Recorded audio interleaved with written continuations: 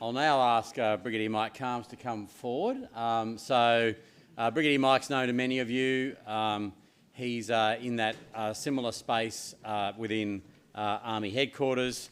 It used to be known as Director General Reserves Army, now it's Director General Workforce Integration, Army Headquarters, but Mike's been doing that work, which was alluded to earlier on by General Laidlaw, or was it General Fox? It's been a long day already. But either way, Mike, look forward to hearing from you. A former CO of 4th 19th Prince of Wales's Light Horse, former CO of 4 Brigade, Commander of 4 Brigade, I should say. Sorry, not 4 Brigade. It's a better brigade. Yeah, which is the one? There you go. There's your answer. A brigade commander, and he's going to talk to us about his interesting work in that space. Thank you. Thank you. Thank you. 8th Brigade, by the way. 8th Brigade. Hey, as I was thinking about talking at this forum, I did notice the agenda and saw that there were 3 senior Green speakers before me. So rather than talk about our Army, I thought I'd talk about what we might learn from other Army reserves. The timing's quite interesting. I've just spent some time with our Five Eyes friends, and I've come back quite inspired by some of the interesting work they're doing. And what I thought I might do for 15 minutes is just trot around those nations. Not talk to all the bullets, just talk to one bullet each. So, Jodie, don't worry, this is a much shorter presentation than you might be thinking. But I welcome a conversation and maybe try and pull out a few thoughts around what we can learn from others. I'll start with Canada, and then I'll finish with what I think is the most interesting country at the moment, which is the United Kingdom and what they're doing in the reserve space. So Canada's got a really interesting challenge at the moment. They've committed to a battle group permanently in Latvia as part of the response to the Ukraine war. They've got, in that battle group, about 20% of the individuals will be reservists. So for me, they're kind of in their Beersheba mode. They've got 5 divisions, and each division will go into the box each year. I think we can all expect that at some stage they'll run into the same problems we run into, and we'll be there when that happens. The problem that I've talked to them about is the flywheel capabilities at the centre, which you don't have 5 of, and they end up going multiple times. At the moment, they're not so worried about that. They think they've got a solution. The thing they're worried about is releasing their reservists. They think they're going to struggle to get them out of employment at the time they need them. And so they've, I think really interestingly, targeted the top 100 businesses in Canada, and they want all of them to have a contemporary reserve leave policy in place. That's a big ask because many of them don't. I think that would be true in Australia as well, I think. Doug, maybe I'm wrong. And their thesis is pretty simple. A reservist says, hey boss, I've been asked to go to Latvia for 9 months. And the manager says, what? And their first response is to talk to HR. I think that would be true. And if HR don't have a policy about how reservists are released, then the answer is probably, I'm not sure about that, let me think about it, and then 2 months later the window is closed. So they're working really hard to get that world-class reserve policy in place across all of those employers, which I think is an interesting lesson for us, and one that certainly I found interesting. The other thing they're doing around honorary colonels is, Phil Bridie still in the room? Yeah, well, Phil, they don't think of their honorary colonels so much as mentors to COs anymore. They think of them as brand managers in market. So I'm trying to make it, I'll try and bring it to our world. Imagine if 115, rather than you, picked the captain of the Parramatta Eels as their honorary colonel. Gave them a uniform. This isn't sort of wandering around in jeans and a t-shirt. They are bringing them into service, and they are using them to drive brand and recruitment outcomes in community. In some cases, they've got multiple honorary colonels, which of course is totally fine as well. But they've really embraced this idea of how do they penetrate community through the use of people that are not of our tribe. Briefly talk about the US reserves. People will understand the US reserve system. That's sort of the federal component, very logistics orientated. And their problem is that they're getting wedged by the other pieces of the US military system. If you are a student in a state, then the National Guard is for you. Tremendous conditions of service for those people. Just fascinatingly interesting, diverse across the 52 states and districts. Really powerful examples of things you can do around education, around health, around family, around leave. So they're getting swiped as young people.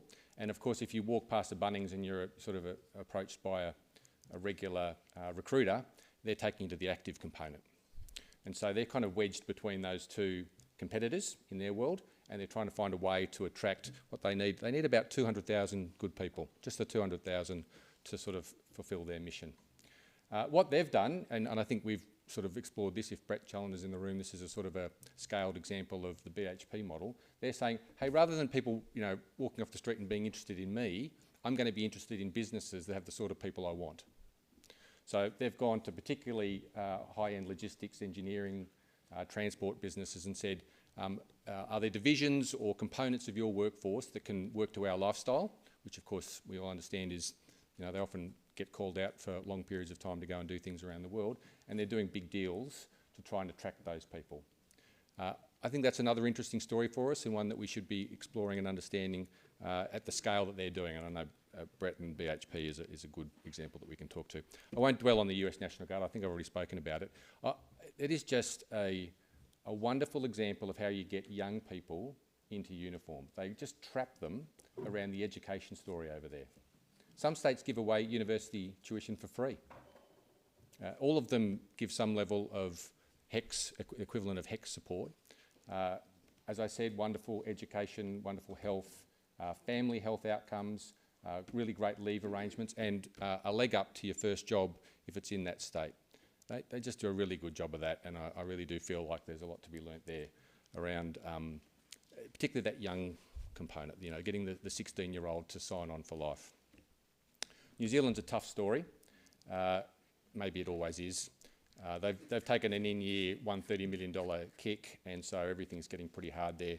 Matt, I think you can expect the New Zealand Reserve contingent to really want to talk to you about how do they get involved in your training and particularly ab initio development of small corps. I think they're sort of okay with infantry and engineers, but once they get below that, they really don't have the scale anymore to do a lot of those things. And I think that's a good thing. I was quite positive about that as a way to integrate, and that's their solution to what is a pretty challenging financial market over there. The UK. The UK is fascinating right now. There's sort of many models of history. Sometimes you think about it as it's a clash of big ideas, and sometimes it's great people. And at the moment in the UK, there's a sort of a great person sort of thing going on. General Mark Lancaster. He's in the House of Lords at the moment. Before that, he was in the Commons, and whilst in the Commons, he was the Defence Minister. And now he is, well, it's hard to describe him. He's sort of half Dave Tomei and half Doug. He's sort of in the middle. He's half and 100% barrister. He actually might be a lawyer, I'm not sure about that, but he's a real character. And in their system, if you were to be the Defence Minister here or even a Member of Parliament, you've got to get out of this uniform. But there it seems to be quite proper. And he continued to serve throughout his period of service as a politician. It means that he knows CGS personally, and in his current role, goes into CGS's office and cuts deals. The first deal he cut was to get a guaranteed 38.4 days for every reservist in the British Army. And the strings on that are really fascinating. It's not, the CA doesn't actually get days, they get dollars. So if I only serve 10 days, which is often the case because reservists have different levels of commitment, but someone else serves 60, then the CA balances those books, but with the 38.4 budget times number of heads. He also got an agreement that there's no headcount limit to the size of the unit. So if you're a popular unit, and in the UK the paras are incredibly popular, maybe not useful, but popular, they are recruiting the house down. And so they get to the end of the financial year with more people than they had last year. They take that number, times it by 38.4 and go again.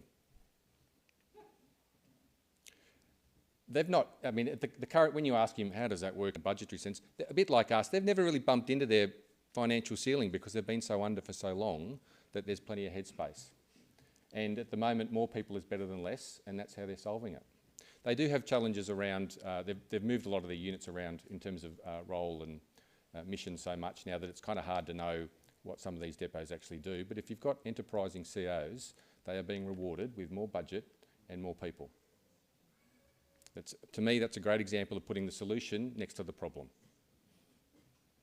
She who hurts gets to solve, and that, I think, is a useful model for us to think about. Maybe one last point, and then I'll take questions, because you can all read the slide. We did do the conditions of service study, so Renee and Jody and several people from Air Force and Navy, I think, produced a really interesting piece of work that went into Doug's review. I came away thinking that choice has incredible value. We can spend a lot of time thinking about whether superannuation or health or education or days, or we can spend a lot of energy on that, or we can give people choice. The choice to take your envelope of reward in different ways would be different and differentiating in this market compared to the people we compete with in the commercial sector. And whilst that is very difficult technically, I totally get that. It's not a simple thing to say, hey, can we just create a little graphic equaliser where I can take more super and more health insurance and a little less cash? But that model will win if we can get to it. And it will help all the Qantas pilots come back who just want super. It'll help all the young kids join because they just want cash. It'll help all of the post-university second-year graduates in my business to come back because it'll pay off their HECS. And it'll give CEOs, if we play it really well, the chance to tune those offers for their particular communities and tribes. So I'll just leave you with that. I know there's a lot of words on that slide, but there are things we can learn from others. We're not radically different. We're not. And the learning continues to go on, but I feel like we've got good friends in at least those Five Eyes that we work with. Thank you. Thanks, Mike.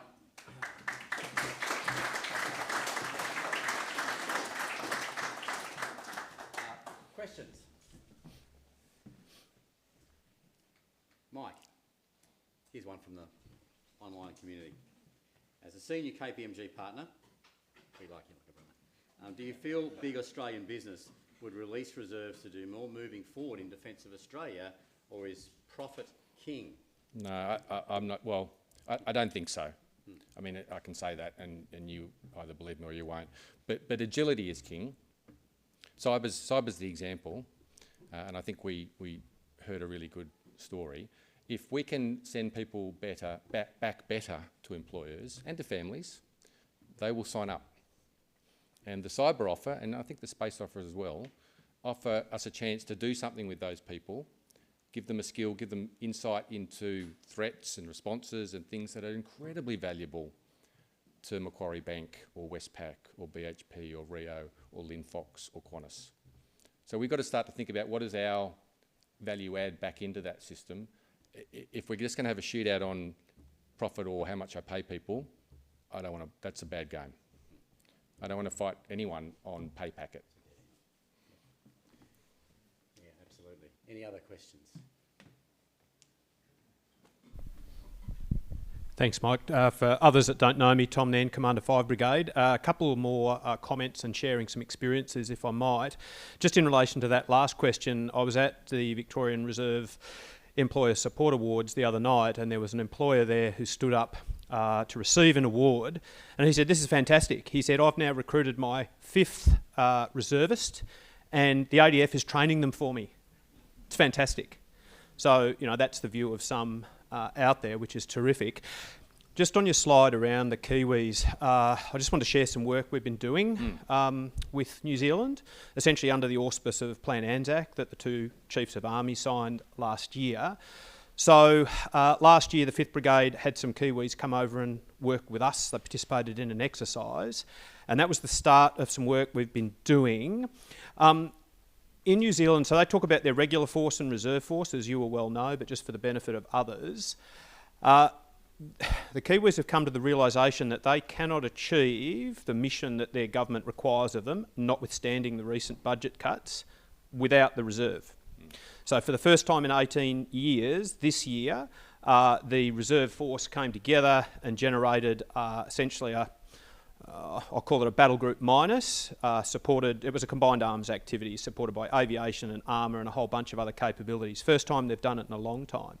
And so we now have entered into a number of things, some reciprocal training. So I sent some people over there, I sent a platoon over to embed in that battle group minus piece this year. They are planning on sending a platoon to embed in the 5th Brigade element that will participate in ex-Talth Sabre.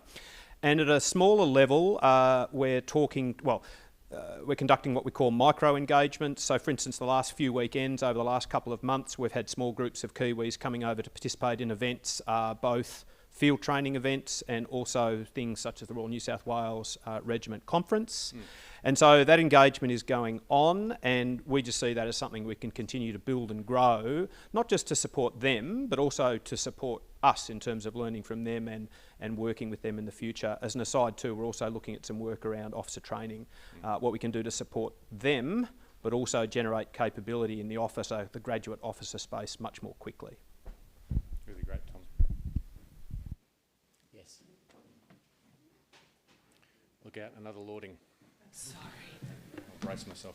Unlike the other lauding, it won't be as quite a tough question, sir. I'm Jodie Lauding, for those who don't know me in the room. My question is in reference to what you might have learned from some of our partners, particularly around the estate pressures we heard about earlier, being that we want to be in and of the community, and there's pressures to kind of remove ourselves, particularly from rural areas. When we think about our federated country, have there been examples where our partners have found ways to be creative in creating those opportunities in more remote places? And I'm thinking, for example, where we might have a depot, let's call it a depot, call it whatever you like, that on Monday night it's Navy cadets, on Tuesday night it's Army Reserve, Wednesday night's the SES, Thursday night's the Rural Fire Service, and we garner a lot more benefit from this one facility to support the community in lots of different ways. Yeah. And we're still in the community. Did you see that elsewhere? Yeah. So I think Canada are probably at the leading edge of that. They do some interesting things with their equivalent of RFSUs, which are very remote, very small and very integrated with community. I think I could probably find some National Guard examples as well. There seems to be every example in the National Guard, given their disparate nature. The one that is perhaps more interesting, at least to me, is in the UK, maybe as a function of history. All of their reserve infrastructure or territorial infrastructure is not actually, the department can't get at it. It is in essence sitting in trust and is held off to one side. I think Mark Lancaster talks about it as one of the most insightful strategic moves they ever made, because it means that they really can't be cannibalised in the context of reviews and other events. But it happened quite some time ago, and probably has something to do with Parliament being attacked by the Roundheads or something, knowing those guys. But I think if you want to talk about multi-user depots, I've looked to Canada and the National Guard. Just to follow up, in 8th Brigade we used to have 3 depots like that, Yes. and it worked very well, especially with SES and cadets and one of them actually Navy. We work well with Navy, unbelievable. UK's also, you're right, it's got that where they own a lot of their own property. The reserve units often have lords and fairly influential people as part of the lobby group. And of course, my equivalent when I first started was Gerald Grosvenor, who was the richest man in England, and they listened to him. And that sort of helped. And of course, he got a bit upset when the government wouldn't fund like a veterans hub to look after injured people, so he provided £100 million, so that went up. And that upset the CDS because he thought it shouldn't come from a private individual. Yeah. So UK is slightly different. We're all slightly different, but that's what brings us together in many respects, and while we can learn from each other for exactly the same, it'd be a pretty boring conference. Yeah, indeed.